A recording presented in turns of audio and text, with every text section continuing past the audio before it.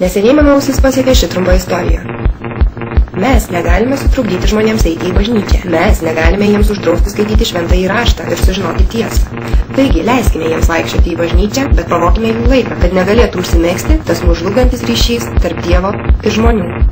Štai ko aš iš jūsų noriu, mano angelai, visais įmanomais būdais blaškykite žmonės, kad tik per visą dieną niekaip neužsimegztų tas gyvybinis ryšys tarp žmogaus ir jo gelbėtojo. Kaipgi mes tai padarysime? Apkraukite juos nereikšmingais darbais ir rūpesčiais, užimdami jų mintis visokiais niekais. Gundykite juos išlaidauti ir pirkti, skolintis ir skolintis. Įtikinkite juos ilgiau dirbti, užverskite jų protus ir mintis visokių šlamštų, kad jie nebegirdėtų Dievo balsų. Įpratinkite juos nuolat klausytis radijo laidų ir muzikos, sėdant prie automobilio vairo. Niekuomet namuose neišjungti televizoriaus ir kompiuterio. Pasistengkite, kad visose pasaulio parduotuvėse ir kavinėse nuolat grotų pasaulietinė muzika ir turėtų užpildyti jų mintis ir nutraukti ryšį su Kristumi. Pripildykite jų pašto dėžutes reklaminių laiškų, nuolaidų, pasiūlymų, katalogų ir kitokios rašliavos, neišsipildančias mintis ir svajonių. Pasistengkite, kad ir jų poilsis būtų perkeltas, kad iš jo jie grįžtų dar labiau pavargę ir suirzę, visiškai nepasiruošę imtis kasdienio darbo.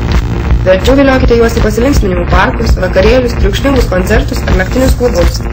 Reikia pasakyti, kad šis kongresas įkvėpė demonus ir jie pasklido po visą pasaulį vykdyti naujos jiems patikėtos užduoties, stengdamiesi, kad krikščionys taptų vis labiau užimti, lėkdami nuo vieno darbo prie kito, neberasdami laiko stabtelėti ir vienumoje susitikti savo kūrėją. Ar velniui pavyko jo planas? Spręskite patys.